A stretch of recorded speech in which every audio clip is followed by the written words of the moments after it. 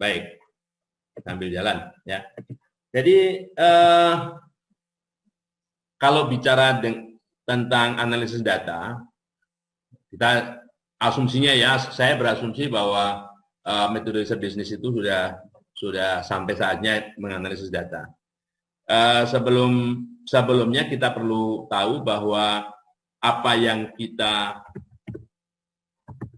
catat, apa yang kita amati dan sebagainya itu yang disebut dengan variabel.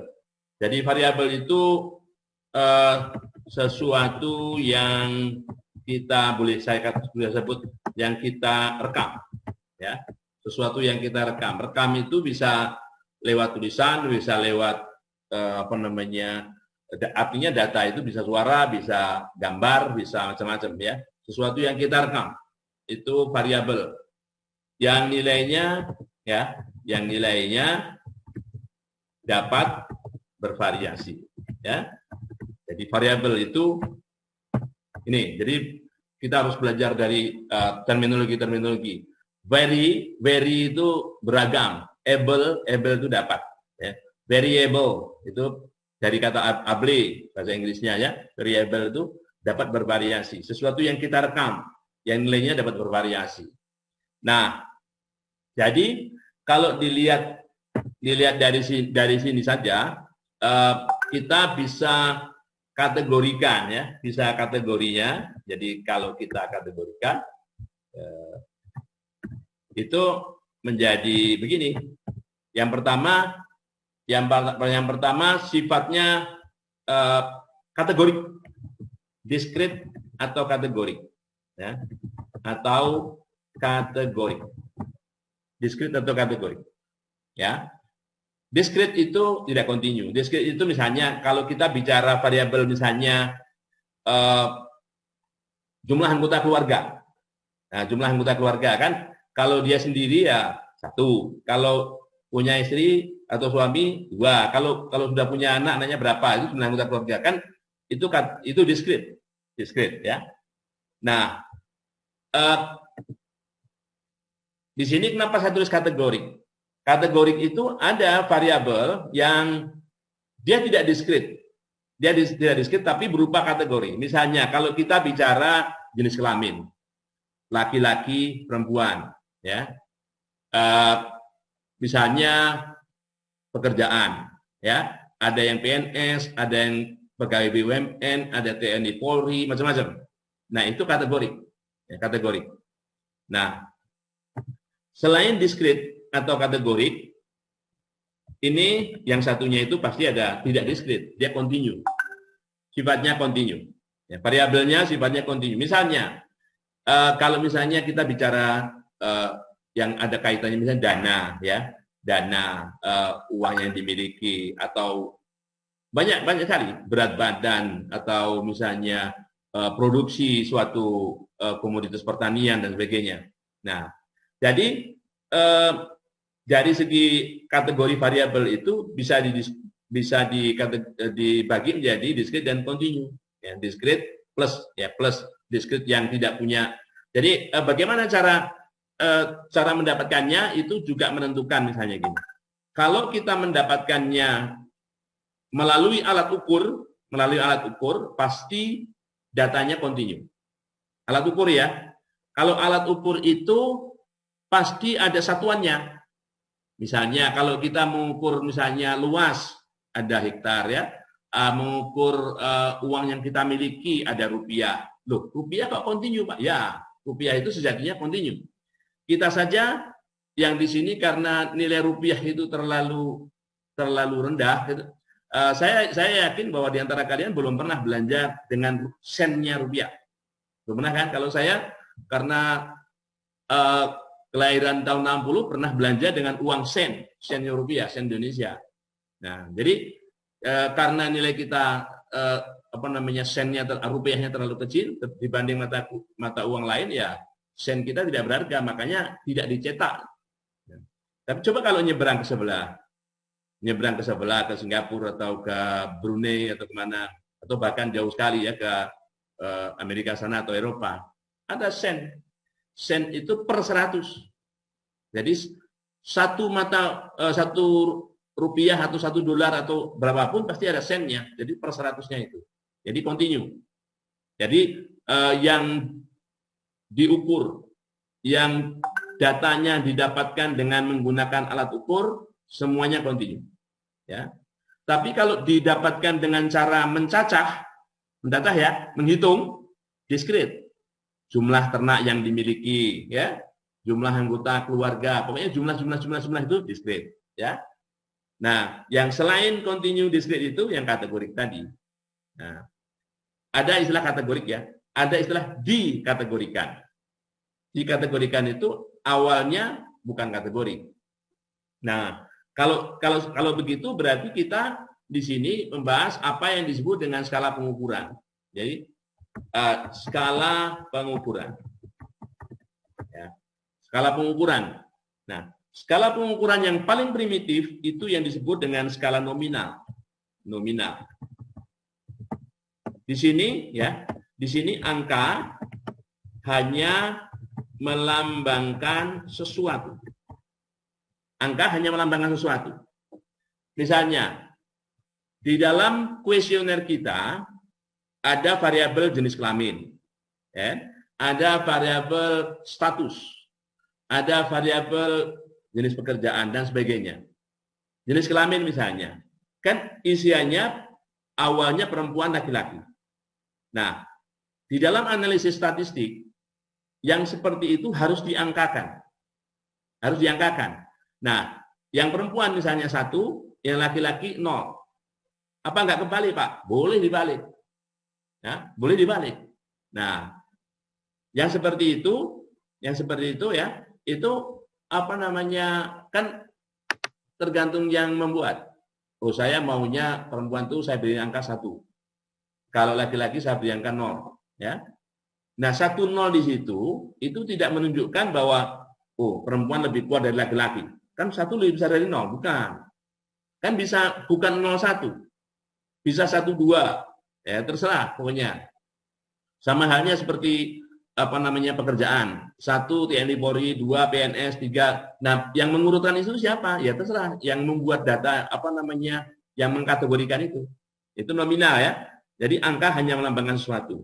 Nah, supaya bisa diurutkan dan bermakna ada urutannya, kita naikkan statusnya menjadi namanya ordinal. Jadi kalau skala ordinal ini memungkinkan pengurutan. Mana yang lebih dulu, perempuan apa laki-laki? Perempuan. Mana yang lebih dulu, laki-laki atau perempuan? Laki-laki. Itu kayak mana yang lebih dulu, telur sama ayam, mana yang disebut duluan, ya kan? Nah itu. Tapi kalau misalnya yang disebut dengan skala ordinal ini, misalnya peringkat juara 1, pasti setidaknya lebih bagus atau sama dengan juara 2. Juara 2 pasti lebih bagus atau setidaknya sama dengan juara 3, ya. Nah, gitu, itu juara. Permasalahan lebih bagus itu bisa saja nilainya lebih besar atau lebih kecil. Tergantung konteksnya. Kalau kita bicara misalnya pengendalian kualitas, ya. Kalau pengendalian kualitas itu kalau banyak cacat jelek, ya. Harusnya tidak ada cacat. Nah, jadi misalnya beras yang ada batunya, misalnya sekarung beras yang ada batunya jelek loh. Kalau bisa sekarung beras itu nggak ada benda asingnya misalnya. Semakin banyak benda asing, semakin jelek kan gitu. Jadi semakin kecil semakin bagus. Sama aja balapan motor. Yang juara yang waktunya paling pendek, ya kan gitu ya. Nah, tapi dalam hal lain tidak. Bisa aja yang juara 1 lebih besar daripada nilainya daripada juara 2. Lompat tinggi, lompat jauh dan sebagainya. Jadi tergantung konteksnya. Ordinal ya. Ord artinya urutan. Orde urutan. Jadi orde baru, orde lama itu urutan, tatanan. Jadi bisa ditata. Nah, kalau setelah ini kan kita ada pertanyaan tuh. Bagaimana dengan selisih nilai juara 1, juara 2 itu apakah sama dengan selisih nilai juara 2 dan juara 3? Belum tentu.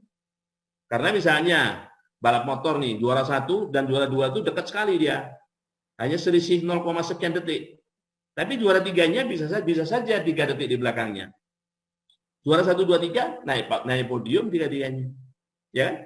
Nah, jadi dalam hal ini dalam skala ordinal belum bisa karena hanya memungkinkan pengurutan angka, ya. Supaya bisa ada kemungkinan menghitung selisih, maka skala tersebut dinaikkan menjadi namanya skala interval. Ya. Skala interval ini memungkinkan operasi selisih. Beda, selisih atau beda, ya. Selisih atau beda. Bedanya berapa? Gitu ya. Jadi misalnya si A mendapat nilai 70, ya. Si C mendapat nilai 50. Ya, nilai A 70, si C 50. Nominalnya 70 sama 50. Si A lebih besar daripada si C.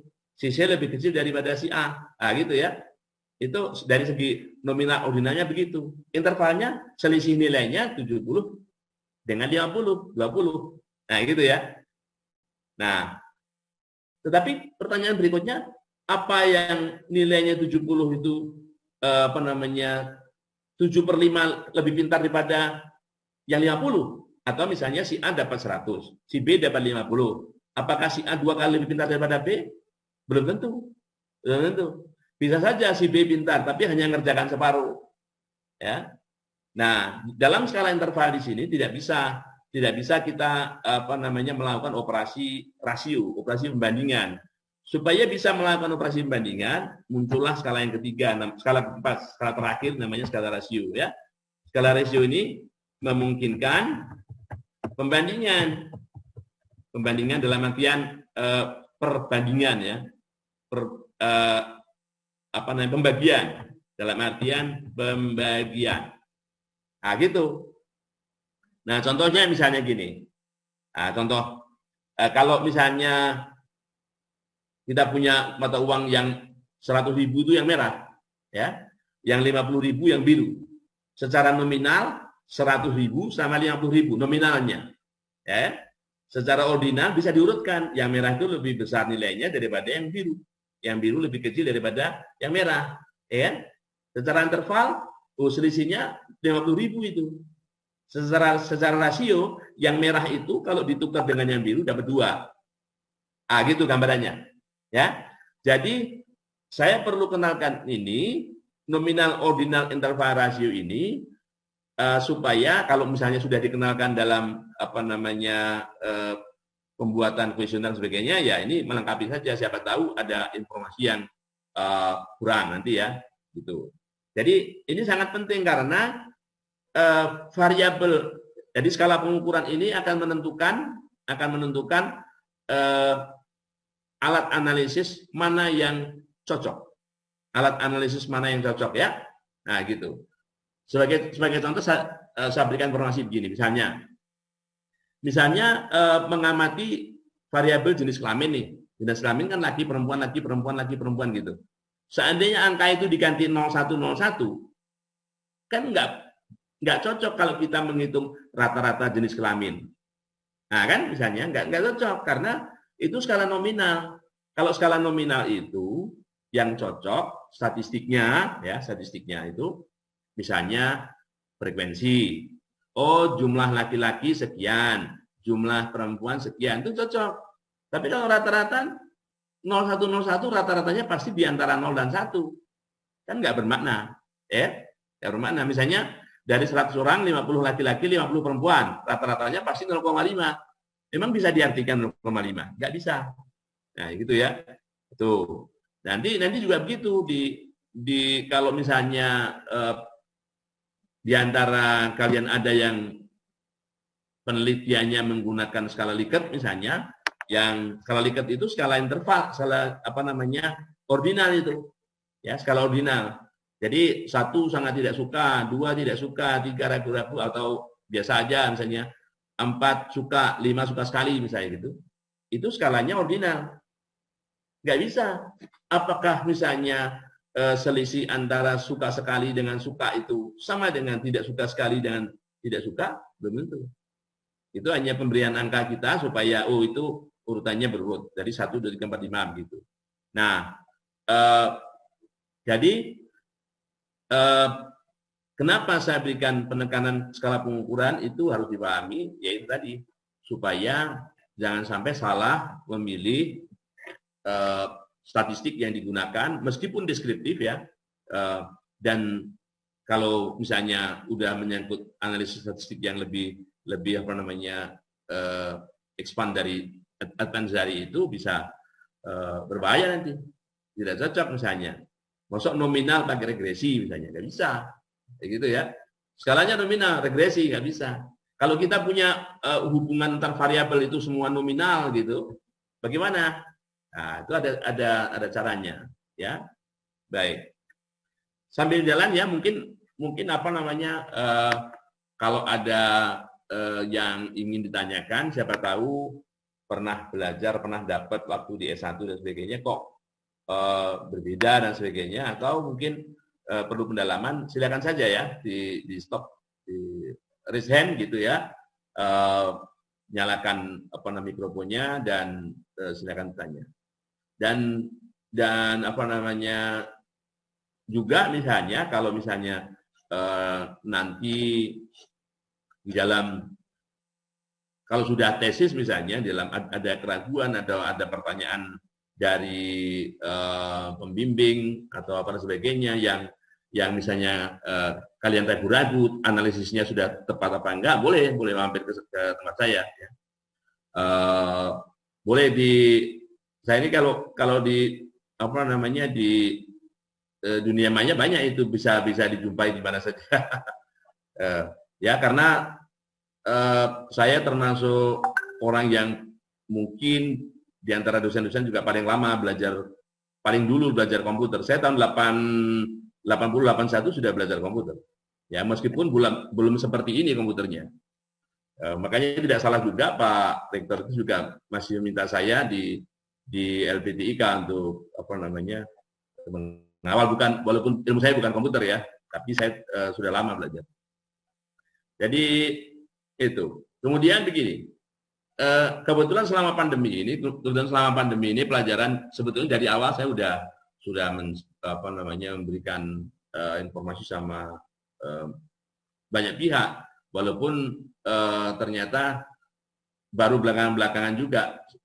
Setelah itu saya paling dulu juga menggunakan Zoom itu paling dulu, paling awal. Sebelum yang lain pakai Zoom, saya sudah pakai Zoom.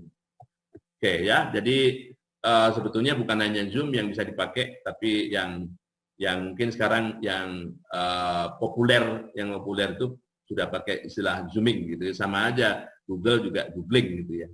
Nah, saya paham juga misalnya di antara bukan hanya dosen, mahasiswa, bukan hanya mahasiswa, dosen pun juga walaupun tinggalnya di kota, siapa tahu walaupun di daerahnya itu bisa jadi karena ada blank spot gitu ya. Nah, saya kurang, coba nanti akan saya tanyakan ke kalian juga, kira-kira penerimaan sinyal di tempat masing-masing itu seperti apa. Kalau misalnya kurang apa namanya bagus dan sebagainya, kita kombinasi belajarnya walaupun daring itu, istilahnya begini, tatap muka antara dosen dan mahasiswa langsung seperti ini walaupun daring itu sinkronus namanya. Sinkronus itu tatap muka langsung walaupun melalui media. Walaupun awalnya dulu tetap sinkronus itu namanya pertemuan antara dosen dan mahasiswa di kelas. Nah, asinkronus itu tidak. Nah, kalau saya biasanya walaupun sinkronus seperti ini saya rekam.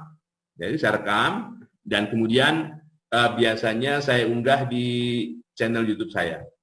Jadi saya unggah di channel YouTube saya, misalnya nanti masih ada yang terlambat atau ada yang miss dan sebagainya gitu ya, itu bisa diputar ulang. Nah, kalau saya nggak masuk, biasanya saya sudah membuat rekaman dulu, rekaman materi yang materinya itu akan disajikan pada saat apa namanya perkuliahan gitu. Nah, itu juga saya unggah di channel YouTube saya. Nanti bisa lihat di Sigit Nugroho Broto Sudarmo gitu ya. Broto Sudarmo itu nama orang tua ya, nama orang tua. Oke. Jadi nanti di sana sudah banyak, saya mungkin udah ya sejak sebelum pandemi ya. Bukan sebelum pandemi di Indonesia maksudnya. Sebelum pandemi di Indonesia saya sudah mulai materi-materinya. Nah, oke. Mungkin ada yang mau bertanya dulu. Jadi nanti misalnya ada ini sih ada untung ruginya. Jadi kalau misalnya, tapi kalau karena saya sudah dijadwal ya, mau tidak mau sinkronus atau asinkronus saya pasti memberikan materi. Misalnya saya nggak bisa hadir, tapi saya sudah siapkan dulu. Nggak bisa hadir itu mungkin karena ada tugas mendadak dan sebagainya ya. Nah itu. Jadi kalau asinkronus ya materinya sudah saya siapkan dulu.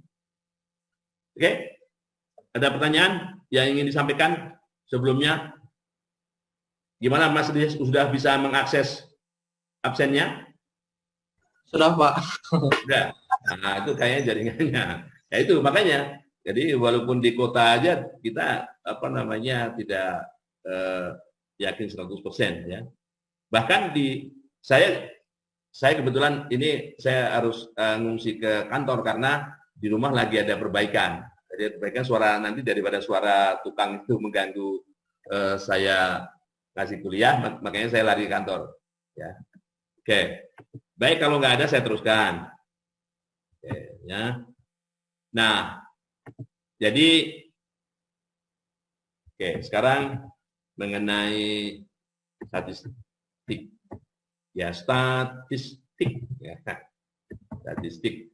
Ada statistik, ada statistika ya.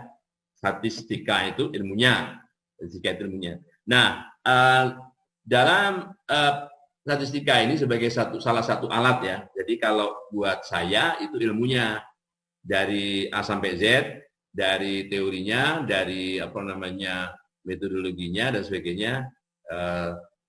Alhamdulillah saya pelajari ya, makanya sampai katakanlah 4, 2, 3, 6, 9 tahun ya. 9 tahun itu belajar ini. Bisa jadi lebih ya, lebih dari itu. Oke. Jadi statistika ini dibagi menjadi dua. Ada statistika parametrik gitu ya. Ini secara umum yang saya ajarkan secara umum ya. Statistika parametrik ya. Artinya menggunakan parameter ya. Dan statistika non parametrik. Ya, non parametrik statistika ini. Ya. Makanya seolah-olah saya menulis di papan tulis para metrik ya. Metrik. Nah, yang parametrik ini datanya selalu berasumsi bahwa data itu berdistribusi normal. Kalau pernah dengar data berdistribusi normal atau galat atau errornya berdistribusi normal dan sebagainya itu adalah statistik parametrik. Artinya bahwa data itu memiliki distribusi tertentu. Distribusinya yaitu normal. Nah, normal ini distribusi dasar. Distribusi dasar. Yang normal itu punya parameter, makanya dikatakan parametrik. Parameternya apa? Rata-rata dan keragaman. Ya. Rata-rata dan keragaman. Rata-rata yang biasanya dinotasikan dengan mu itu rata-rata populasi, dan keragaman atau varian populasi. Jadi bagaimana kalau statistik itu bagaimana mempelajari data itu memusat ya. Jadi ukuran pemusatan. Nah, ukuran pemusatan itu yang kalau statistik parametrik ya rata-rata itu. Rata-ratanya di mana? Rata-ratanya berapa? Dan bagaimana data itu menyebar ya. Bagaimana data menyebar itu variannya itu ya. Kalau semua data sama, variannya 0, nggak ada variasi. Ya, semua data sama, variannya 0, nggak ada variasi dong. Nah, adanya statistik itu karena adanya variasi. Kalau di dunia ini datanya semua seragam, tidak ada ilmu statistik. Ilmu statistik itu ada karena di dunia ini semuanya beragam. Dan itu yang Maha Kuasa yang menciptakan. Bahwa tidak ada satupun di dunia ini yang sama persis. Walaupun kembar pun pasti ada bedanya. Nah, gitu. Jadi makanya ada ilmu statistik ini. Yang menurut saya berharap bahwa apa yang siapa saja yang mendengarkan kuliah ini tidak takut dengan statistik, gitu ya. Karena kalau misalnya sudah takut dengan angka, pasti takut dengan statistik. Ya, lihat seperti itu. Karena konotasinya dari statistik ini angka, ya, jadi bilang gitu. Jadi kenapa distribusi normal ini penting? Karena, nah, dari statistik parametrik ini, kalau kenal uji T ya, sebaran atau distribusi T student, distribusi KI kuadrat ya, KI kuadrat, distribusi F. Nah, keempat sebaran atau keempat distribusi ini ya yang dipakai dalam statistik parametrik. Jadi analisisnya apa saja? Analisisnya apa saja dalam statistik parametrik distribusinya hanya 4 itu. Kalau nggak normal atau biasanya sering disebut dengan Z itu ya, normal 01 itu atau T atau KI kuadrat atau F. Itu statistik parametrik. Asumsinya apa? Ya pokoknya dasar distribusinya itu harus normal. Nah, ini pengujian normalitas itu penting kalau kita hanya punya data yang sedikit. Kalau kita hanya punya data sedikit, sedikit itu berapa? Nah, ini juga relatif sesuai dengan perkembangan ilmu ya. Jadi kalau menurut konsensus dari dulu itu yang disebut sedikit itu kurang dari 30. Kurang dari 30. Nah, itu sedikit. Tapi kalau data kita ratusan, itu sudah banyak. Yang kebanyak ya. Meskipun sekarang dengan kemajuan teknologi kita bicara namanya big data. Nah, big data ya. Datanya tiap hari mengalir terus ya. Nah, jadi gitu. Jadi apa namanya, dengan demikian ya, kalau kita khususnya punya data yang sedikit untuk dianalisis ya, perlu diuji dulu apa datanya normal apa enggak ya. Kalau enggak, nah, larinya ke sini. Ini non parametrik ini adalah alternatif ya. Jadi alternatif bagaimana kalau kita memiliki data yang tidak banyak, kurang dari 30 ya, tapi harus dianalisis untuk ya, ngapain analisis itu? Kan analisis statistik itu kan hanya alat bantu kuantitatif. Alat bantu kuantitatif untuk justifikasi apakah yang kita sedang perbincangkan ini didukung oleh data apa tidak. Ya, gitu ya. Kaitannya dengan pengujian hipotesis. Nah, misalnya begini. Kalau kalian nanti bikin tesis ya. Ini belum karena baru awal-awal. Bikin tesis. Apakah sebuah tesis itu harus ada hipotesisnya? Ada yang bisa jawab? Apakah sebuah tesis harus ada hipotesisnya? Nah, gimana? Apakah sebuah tesis harus ada hipotesisnya? Nah, itu. Pasti jawabnya semua iya, nanti takut diuji takut sama pengujinya. Kok nggak ada hipotesisnya, kan begitu kan? Nah, padahal tidak harus bahwa sesuatu yang diteliti itu harus ada hipotesisnya. Hipotesis itu ada kalau misalnya ada sense dari judul itu yang berkaitan dengan misalnya membandingkan, ya. Ada sense yang berkaitan dengan perubahan, ya. Ada sense yang berkaitan dengan kalau hanya mendeskripsikan sesuatu, deskripsi, misalnya mau mengungkap sesuatu yang berkaitan dengan manajemen dan itu belum pernah ada. Kita hanya mendeskripsikan saja, ya. Boleh. Jadi satu deskriptif boleh kalau hanya deskriptif, ya asalkan itu memang sesuatu yang baru dan sebagainya, tidak masalah, ya. Nah, tidak harus muluk-muluk gitu. Kalau misalnya baru tahapannya itu, kalau sudah misalnya pengaruh, misalnya ini A, B, C, apakah mempengaruhi D? Nah, itu pengujian. Ya, pengujian itu. Perubahan. Nah, berarti harus ada data sebelum dan sesudah karena ada kata-kata perubahan, ya. Peningkatan. Dulu sebelum sebelum diberi sesuatu, setelah diberi sesuatu, meningkat enggak? Gitu ya. Jadi ada hipotesis itu kalau ada sense, ada kata-kata itu. Ya itu baru perlu hipotesis. Nah, hipotesis statistik misalnya. Nah, penelitian-penelitian yang deskriptif, kualitatif, itu saya bisa saja tidak perlu hipotesis, ya. Bisa saja tidak perlu hipotesis, ya. Nah, jadi adanya hipotesis hipo itu lemah, ya. Hipo itu lemah. Tesis pernyataan itu lemah, makanya perlu diuji, gitu ya. Jadi perlu diuji dia. Mengujinya apa? Mengujinya dengan sampel yang diambil dari populasi, gitu ya. Mengujinya diambil dari sampel yang berasal dari populasi. Nah, sedangkan ini ya, kita teruskan kembali ke sini dulu. Sedangkan statistik non parametrik ini sebagai alternatif kalau misalnya uji-uji yang harusnya parametrik, tetapi karena asumsi-asumsi dasarnya tidak dipenuhi, itu harus ada alternatifnya, yaitu pakai non parametrik. Ada kok banyak. Walaupun uji pembandingan dua rata-rata dan sebagainya itu ada versi non parametriknya.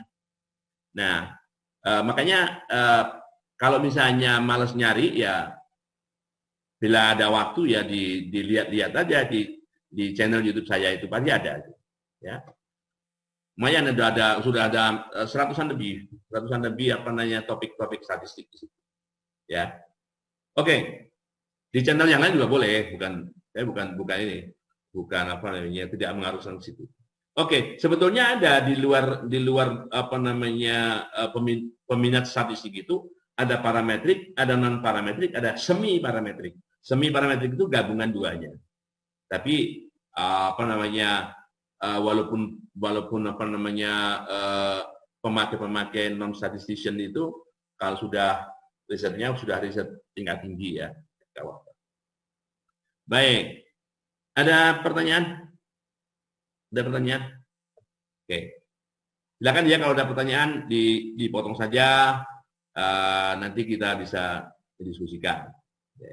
Oke, kalau ini coba saya share dulu ini, stop share screen dulu, pakai screen share-nya SPSS. Data uji validitas. Oke, share. Terlepas dari belum pernah pakai SPSS apa tidak, ya.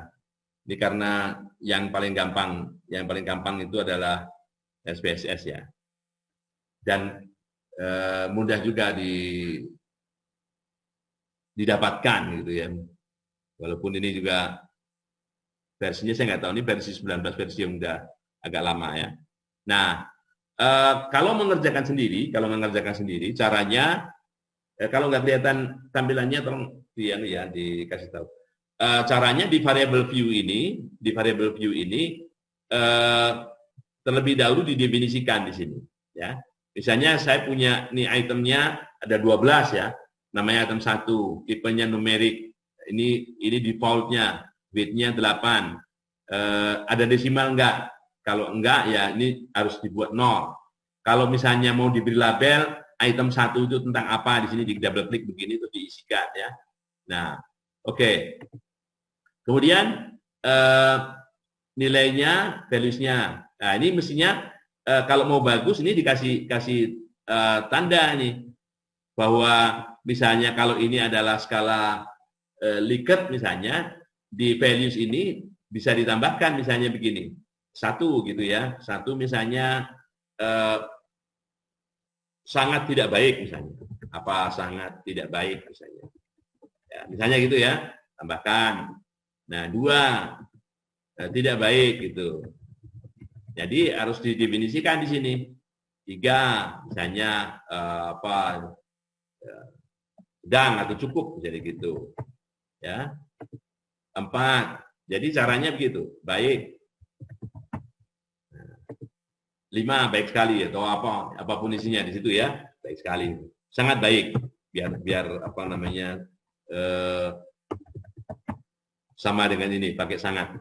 Nah, gini ya. Jadi harusnya semua begitu harusnya. Ini contoh yang belum. Ini sekalian memberi contoh begitu ya. Tujuannya apa? Tujuannya kalaupun ini yang mengendri bukan kita, ya, kalaupun yang mengendri bukan kita. Entry-nya di sini, entry-nya di data view di sini ya. Siapa tahu si yang tukang entry itu ngantuk. Yang di entry misalnya 5, diketiknya 6. Padahal 6 kan nggak ada. Ya. Padahal 6 nggak ada. Diketiknya selain angka 1, 2, 3, 4, 5. Nah, itu bisa dilihat di sini. Karena di sini kita definisikan hanya 1, 2, 3, 4, 5. Harusnya angka itu. Selain angka itu, tidak valid. Nah, makanya validitas itu ada yang namanya validitas data, datanya tidak valid, atau validitas instrumen. Instrumen ini alat ukur ini tidak valid. Ya, kalau validitas data, yaitu tadi cara melihatnya. Jadi misalnya, ya, kita lihat deskriptifnya, deskriptif statistik itu ya. Oke, saya errorkan dulu. Di sini saya buat ada kesalahan dulu. Misalnya yang satu ini saya buat 0 gitu biar gampang. 0 kan nggak boleh, nggak ada, ya kan? Nah, coba kalau kita lihat misalnya, analyze deskriptif statistik misalnya, deskriptif, gitu ya. Nah, coba item 1 aja, karena kita yang saya rubah tadi item 1 ya. Nah, di sini misalnya proses, ya. Nah, ya malum ini komputer saya penuh dengan program berat-berat. Jadi mohon maaf, jadi sudah usianya sudah 10 tahun nih. Hampir 10 tahun. Nah, kalau kita lihat begini, ya, minimumnya 0, ya kan nggak boleh, kan padahal minimumnya harus 1. Nah, ini kan artinya dari sini kita bisa melihat bahwa ya ada kesalahan di sini, ada data yang nggak valid. Harusnya kan sekali ke 1, 2, 3, 4, 5, ini ada 0-nya nih. Nah, itu misalnya, itu salah satu contohnya untuk apa namanya melihat bahwa datanya valid apa enggak, ya. Ya, jadi ini sudah kembalikan 1 gitu. Jadi seperti itu data, artinya validitas data. Bagaimana kalau kita mau menghitung validitas instrumen? Ya, jadi kalau validitas instrumen ini pakai skill ya, reliability analysis nih. Ya. Oke. Jadi sebelumnya ini kita kita jumlah dulu nih. Ini total item ya. Total item ini misalnya ini responden ya, ini responden. Yang di sini itu responden. Yang di sini item-item pertanyaan. Item-item pertanyaan. Bukan pertanyaan, pernyataan. Pernyataan sama pertanyaan beda. Di pernyataan dia pakai sangat tidak setuju dan sebagainya ya. Nah, caranya gimana nih? Kan yang di entry hanya 1 sampai 12. Nah, untuk mendapatkan ini misalnya saya beri nama baru ya. Ini kan total item nih. Nah, caranya begini. Di sini ada apa namanya transformasi ini, transform di sini, klik compute variable ya. Saya berikan contoh 5 saja. Saya mau menjumlahkan 5 ini. Ya, jadi variabel baru ini misalnya saya beri nama 5. 5 ya. Nah, ini 5 itu item 1 ditambah item 2 gitu ya caranya. Sampai 5 kali. Sampai item 5 saja. Nah, misalnya gini. Nah, jadi gini. Oke. Nah, oke. Sorry. Tambahan dulu kali. Oke.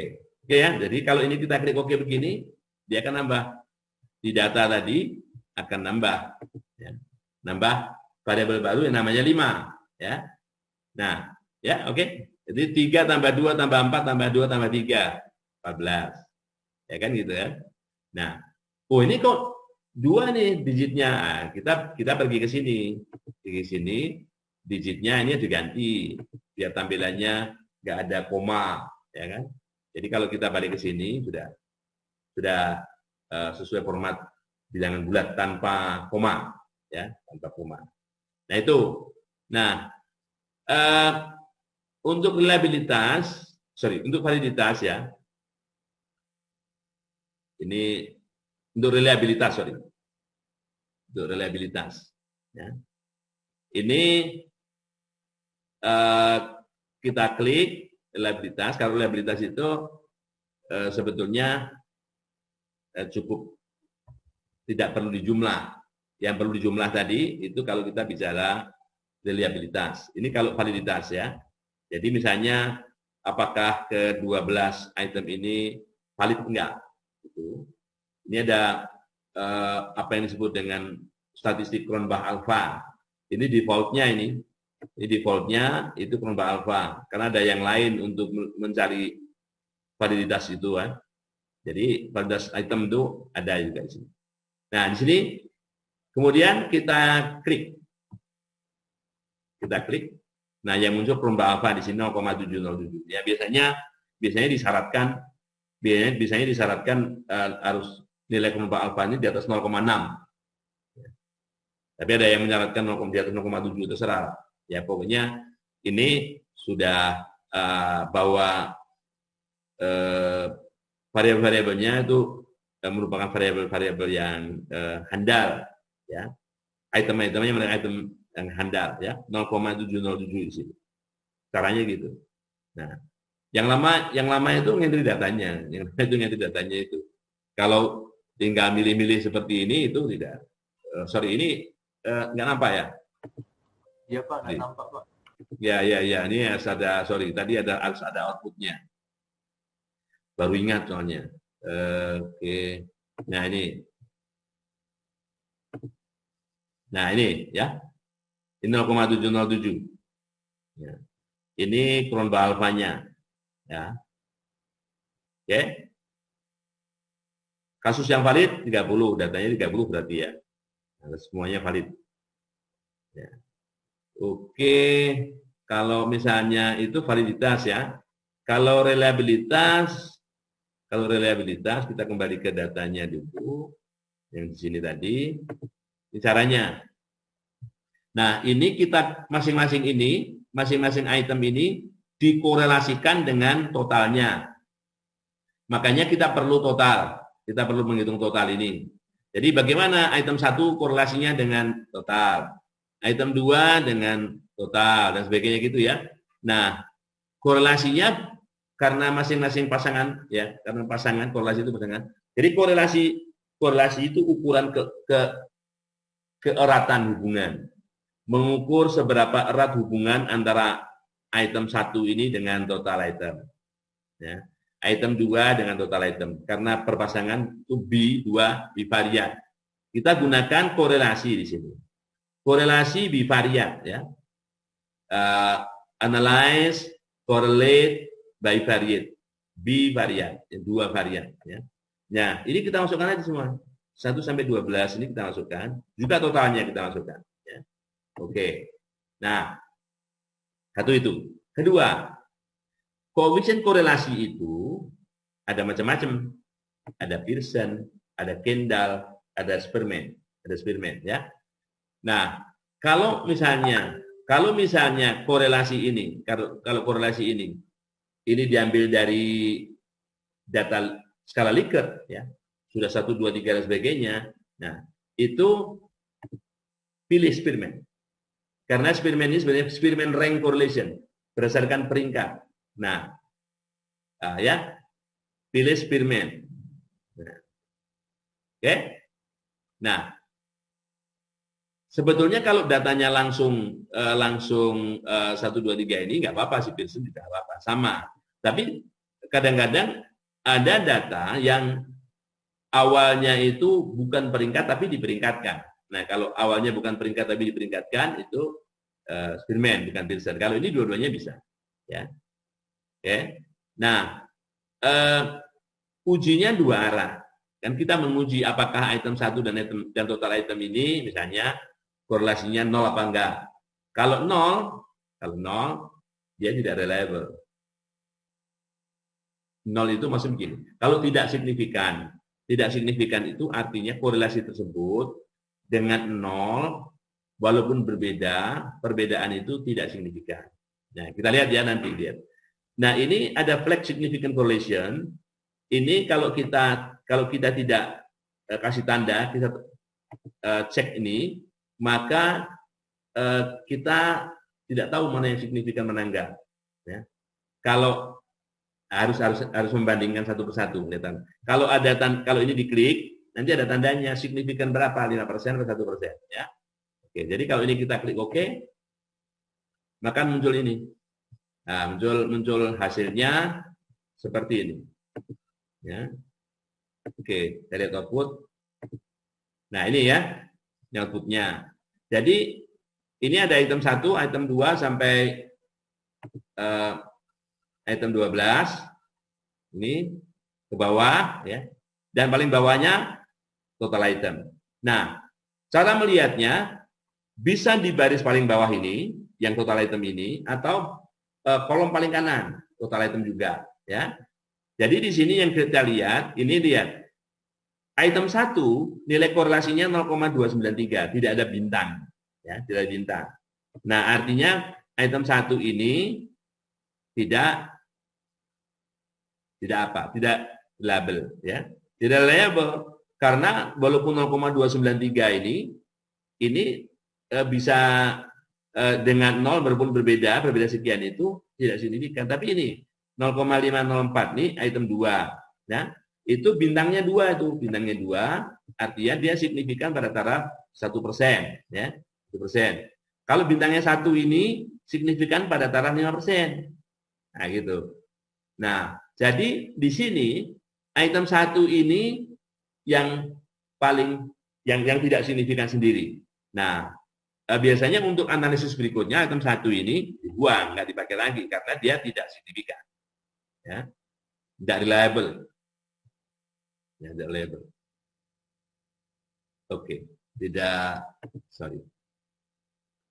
valid, bukan tidak valid, tidak label, tidak valid. Ya. Karena kalau label itu pakai kurun bahasa tadi, ya. Jadi ini karena 0,293 ini paling kecil sendiri.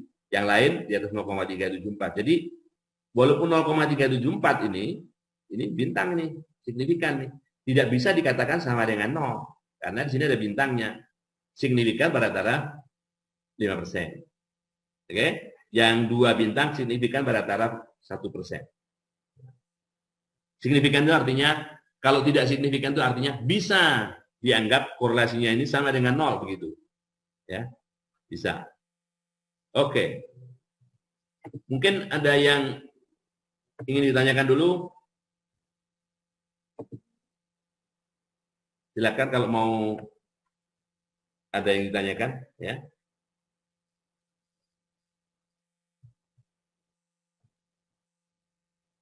Ada yang ditanyakan, Dok?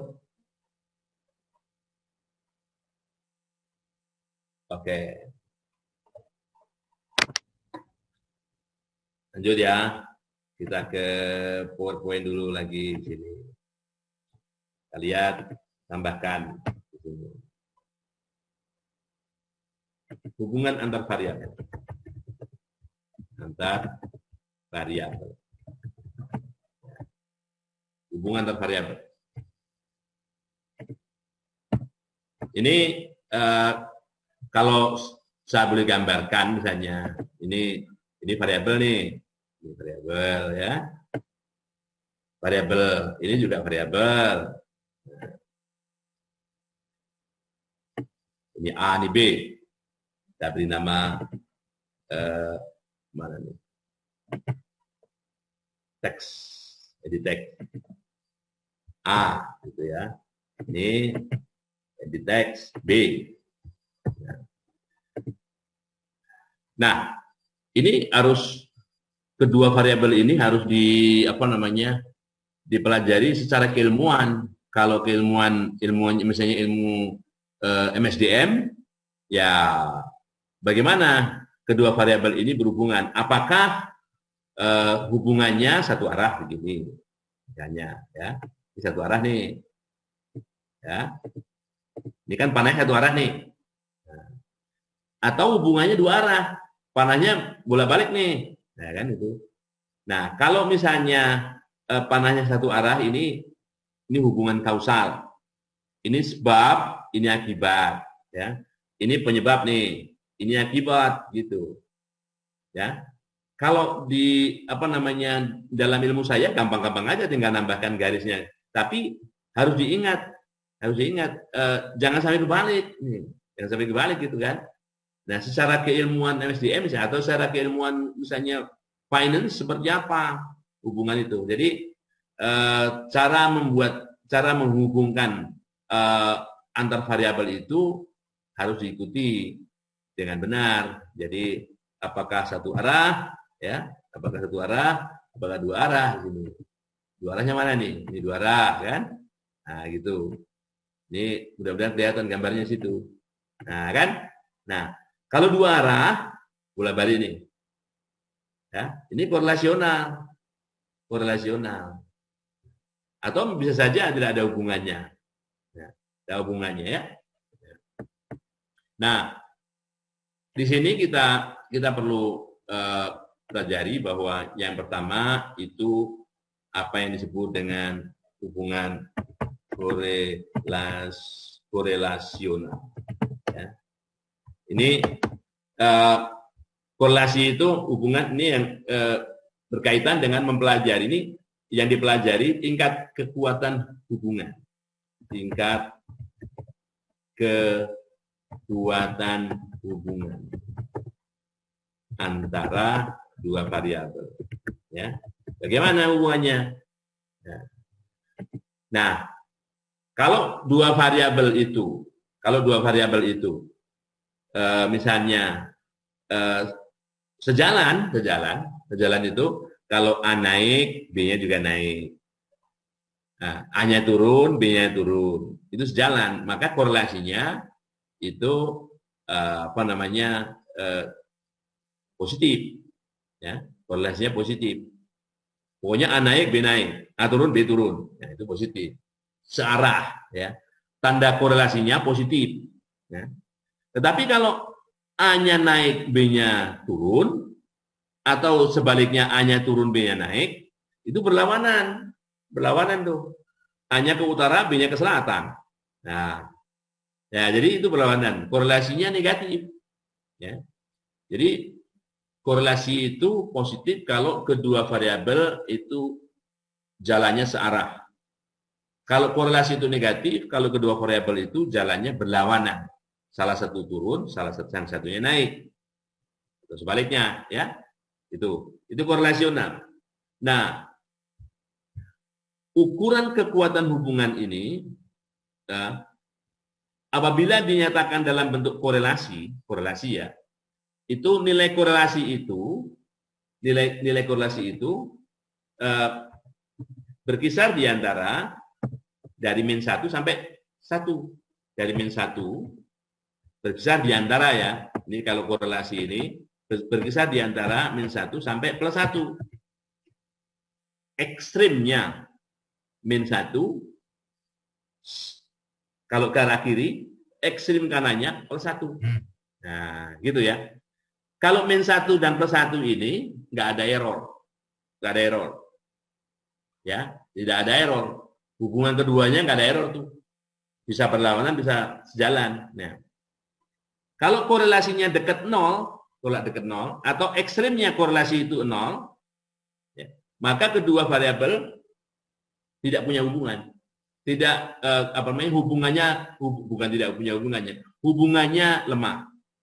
Ya. Kalau korelasinya itu dekat dengan 0 atau ekstrimnya 0, ya, itu hubungannya lemah. Sangat-sangat lemah kalau 0. Ya. Kalau mendekati jauh dari 0 ke kiri, jauh dari 0 ke kanan, sangat kuat. Kuat negatif sama kuat positif. Ya. Jadi kalau ditanya korelasi, nilainya jangan di luar min 1 dan plus 1. Korelasinya 2,5 nggak ada. Jadi korelasi itu nilainya di antara min 1 dan plus 1. Ya. Itu. Jadi saya nyatakan ya, korelasi itu nilainya di antara min 1 dan plus 1. Tuh. Nah, seandainya hubungan dari dua variabel tersebut satu arah kausal, berarti kita harus mempelajari apa yang disebut dengan regresi. Regresi itu sebuah metode statistik ya, statistik yang digunakan untuk mempelajari hubungan yang digunakan untuk mempelajari hubungan sebab akibat, kausal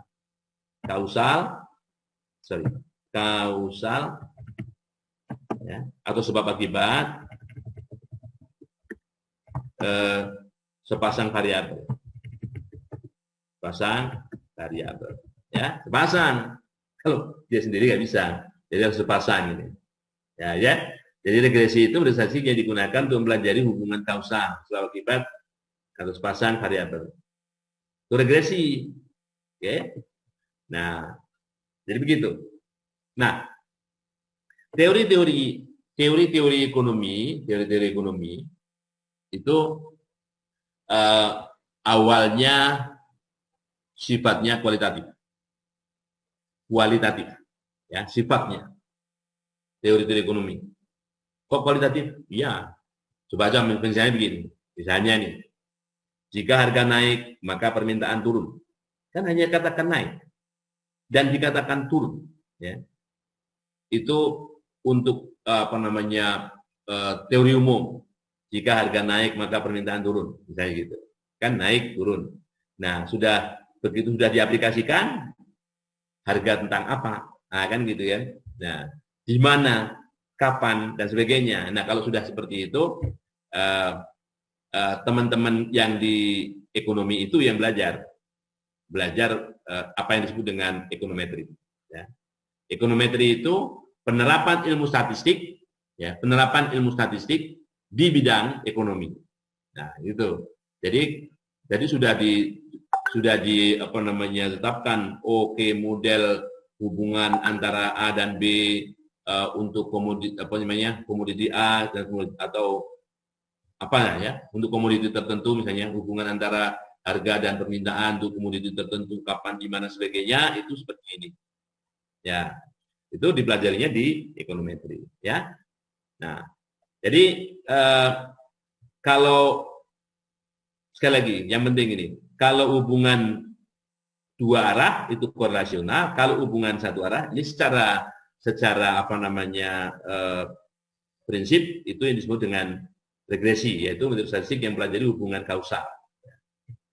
Oke, sedikit lagi ya, yang berikutnya ini masih lanjutan dari itu, ya, ya.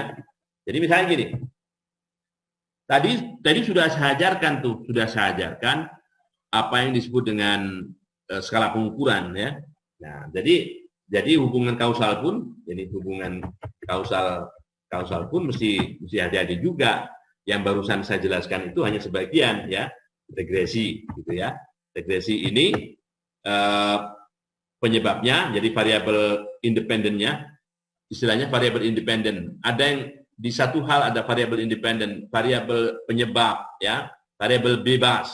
Kenapa bebas? Dia yang mempengaruhi yang lain, karena dia tidak dipengaruhi, dia makanya disebut dengan variabel bebas. Ini istilahnya, ya, bebas, independen, apalagi independen, ya.